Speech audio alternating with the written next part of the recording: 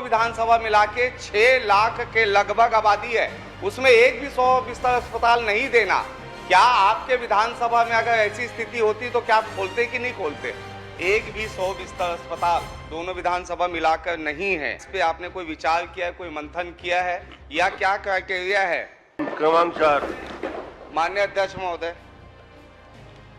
मैं माननीय स्वास्थ्य मंत्री जी से जानना चाहता हूं, मेरे विधानसभा क्षेत्र में 2.5 लाख के लगभग मतदाता है और 3.5 लाख के लगभग जनसंख्या है, और पूरे दोनों विधानसभा मिला के 6 लाख से ज़्यादा मतदाता हैं। लेकिन उस जगह पे जवाहर नगर औद्योगिक क्षेत्र के आसपास एक भी 100 बिस्तर अस्पताल दोनों विधानसभा मिलाकर नहीं है। क्या माननीय स्वास्थ्य मंत्री जी, क्या इस पे आपने कोई विचार किया है, कोई मंथन किया है, या क्या क्राइटेरिया है कि 100 बिस्तर अस्पताल खोलने के लिए क्या नियम होने चाहिए, कितने आबादी होने चाहिए, और ऐसे क्या आपने उसमें नियम बनाए हैं? माननीय अध्यक्ष महोदय, माननीय सदस्य ने 100 बिस्तर हॉस्पिटल जवाहर नगर और औद्योगिक क्षेत्र में खोलने हेतु बातचीत की है।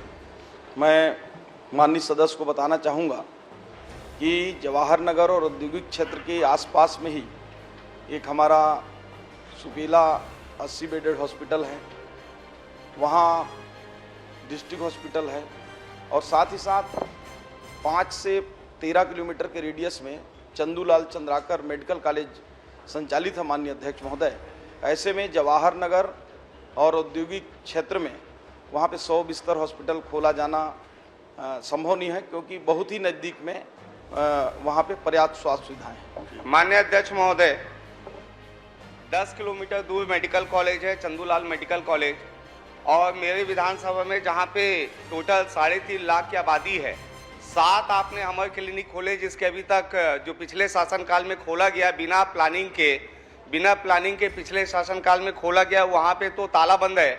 और सुपेला अस्पताल, जब भी जो भी स्वास्थ्य मंत्री बने हैं पिछले 5 साल में 5 बार घोषणाएं हुई 100 बिस्तर अस्पताल की।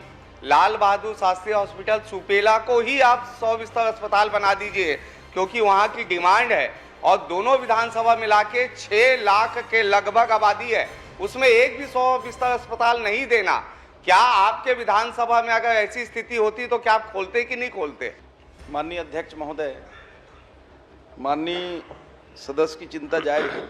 मैं वहाँ सुपेला हॉस्पिटल भी 2 बार जा चुका हूँ और बहुत अच्छा हॉस्पिटल है। वहाँ पे पर्याप्त हमारे स्पेशलिस्ट डॉक्टर हैं। आईपीडी भी वहाँ 11,000 के ओपीडी 11,000 से ऊपर होती है साल में, और आईपीडी भी पर्याप्त होता है।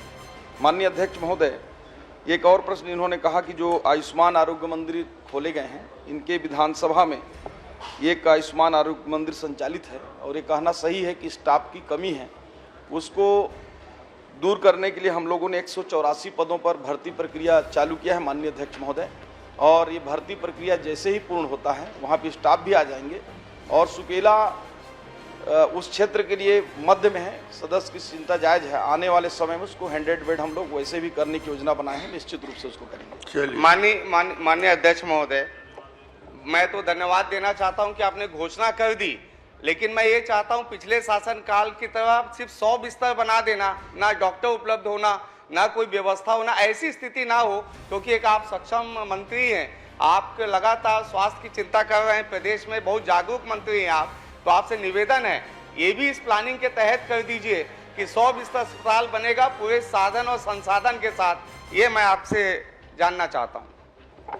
माननीय अध्यक्ष महोदय, जिस सुपेला की बात कर रहे हैं, मैं दौरे में खुद गया था, और पिछले समय में जो घटिया कंस्ट्रक्शन हो रहा था उसके खिलाफ मैंने वहाँ पे उसको छत को तुरंत तोड़ने के निर्देश भी दिया था, और तोड़ के फिर बनवाए, और उसमें जितनी भी और अतिरिक्त राशि का आवश्यकता था मैंने तत्काल उसको स्वीकृत भी किया था माननीय अध्यक्ष महोदय।